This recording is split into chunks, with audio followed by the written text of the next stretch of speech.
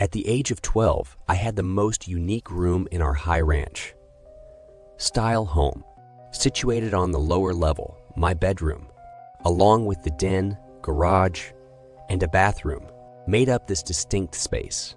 Being the eldest and the only boy, I had the privilege of claiming this cool and spacious room, unlike my three sisters who resided upstairs. The turning point came when I turned 10 and my parents surprised me with a full-size bed, an upgrade from my previous twin bed. With more room to stretch and dream, I relished the comfort of my own space. At 12, while I was allowed to be home alone, my youngest sister, just 5 years old, needed adult supervision. My 8-year-old sister, though, was occasionally left with me when my parents were briefly away. However, as those hot summer nights approached, an eerie series of events began to unfold. I found myself waking up repeatedly, restless and unsure of the cause. My trusty fan's steady hum failed to soothe me, and mysterious sounds played tricks on my senses. Curiosity got the better of me, leading me to investigate the strange noises coming from my room. Yet, when I checked, everything appeared normal, leaving me unsettled, but unsure of what to do. One night, I sought solace on the living room couch, hoping for a peaceful rest away from my room. To my dismay, that very night, I was awakened again, this time by peculiar sounds emanating from the kitchen. The soft glow of the fridge light danced in the darkness as someone rummaged through its contents. Unfortunately, the layout of our home made it impossible to identify the intruder from the living room. Bravely, I returned to my room, where my mom later noticed a strange smell. Despite her concern, I dismissed it, believing it to be a fleeting odor. Oh, how I wished I had paid closer attention. The next evening, our dad mercifully turned on the air conditioning, providing some relief from the stifling heat. After an enjoyable family movie night, I retreated to my room for some video game fun before bedtime. Lying on my side, I expected the gentle sound of the air vents to lull me to sleep. However, I was once again stirred from slumber. A strange breathing sound filled the room, unlike any I had ever heard before. Investigating the source, my childlike imagination led me to believe it might be my younger sister playing a prank. With trepidation, I peered under my bed, lifting the dangling cloth. My heart pounded as I confronted a surreal sight.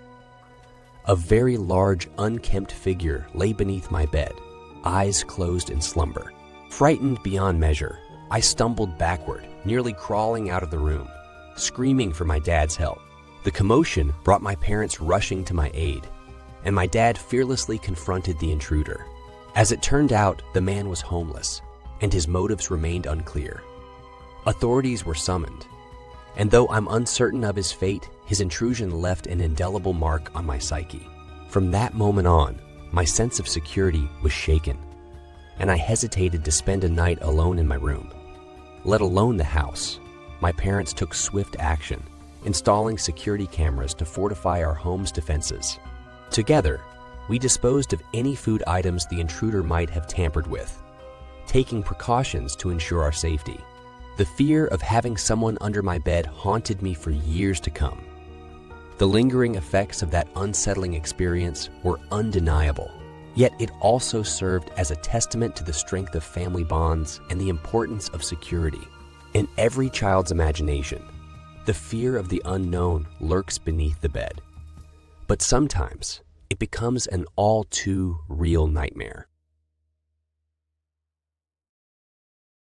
This gripping tale hails from the memories of my great-grandfather, a venerable 101-year-old who grew up in the city of Yaroslavl, Russia, during the Soviet Union era.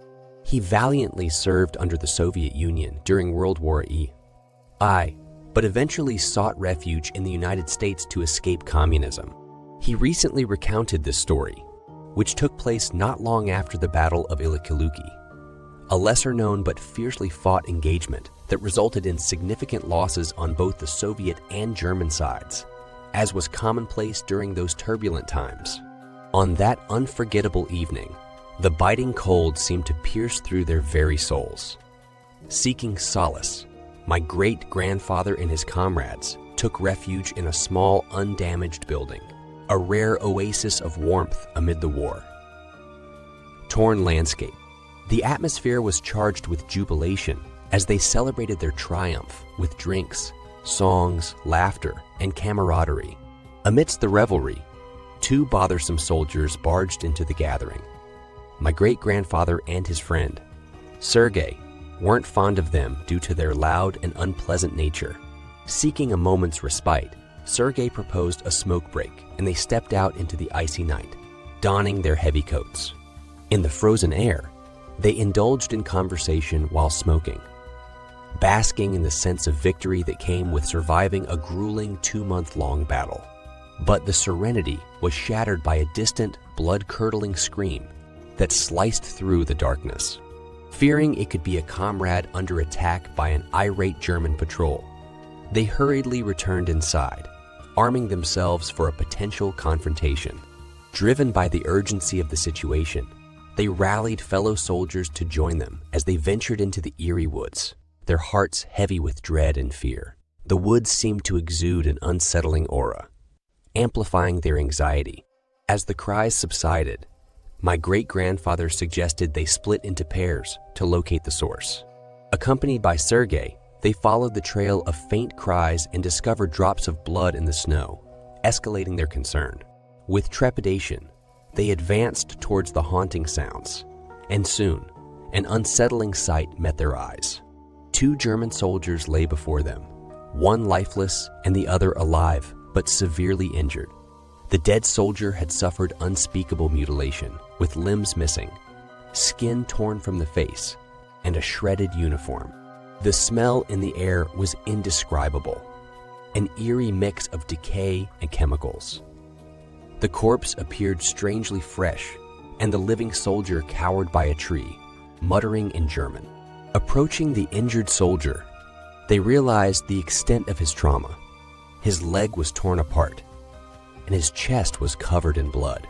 As they attempted to communicate, he shouted something in German, which my great-grandfather thought sounded like Das Colas, or something similar.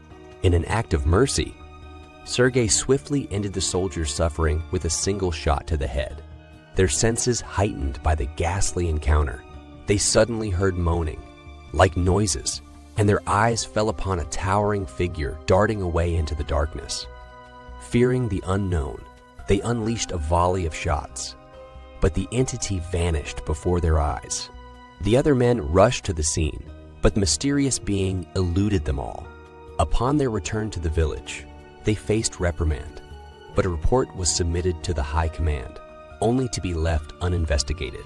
My great-grandfather maintains that this nightmarish experience was the most terrifying of his life, and even now, recalling the sight of the mangled German and the enigmatic creature fills him with stress and trepidation. Let me take you on a more extensive journey through the harrowing tale of my fiancée, Morgan, and me, as we embarked on a new chapter in our lives, by moving into a cozy little house in a serene town we now call home. It was a dream come true, a modest abode that perfectly suited us, leaving ample space for a potential family if we ever decided to expand our ranks. Upon settling in, we were warmly greeted by one of our neighbors, an amiable elderly couple in their late 60s.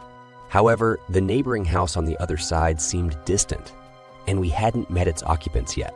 As we settled into our new home, the weeks passed, filled with the overwhelming exhaustion of balancing our jobs with the task of unpacking and furnishing.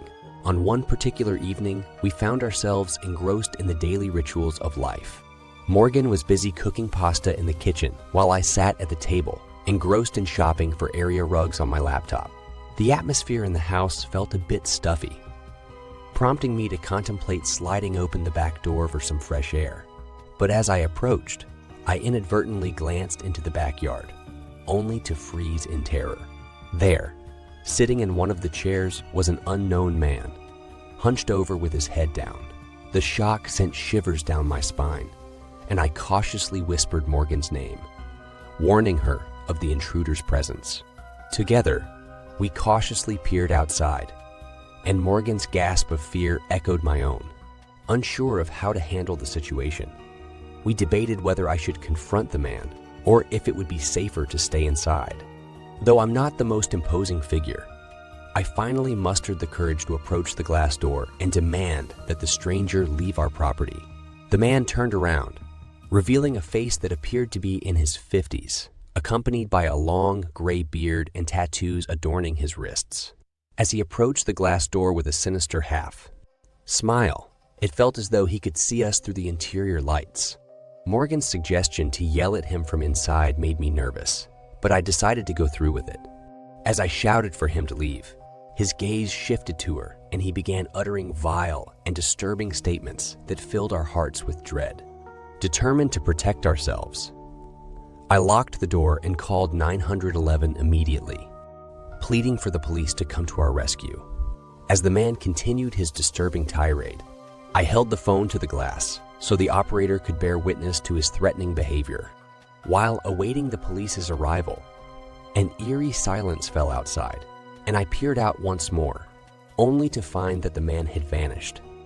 When the authorities finally arrived, they searched the backyard, filed a police report, and departed, leaving us hoping that the unsettling incident was over. However, our peace was short-lived.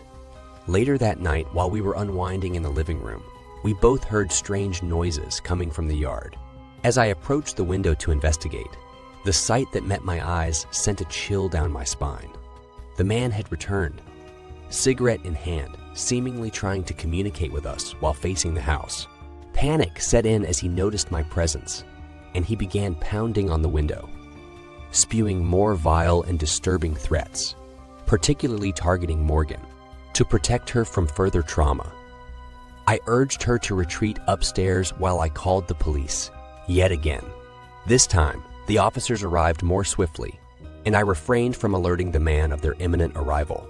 Nevertheless, by the time they reached our home, he had disappeared once more, seemingly retreating into the dense foliage of the backyard.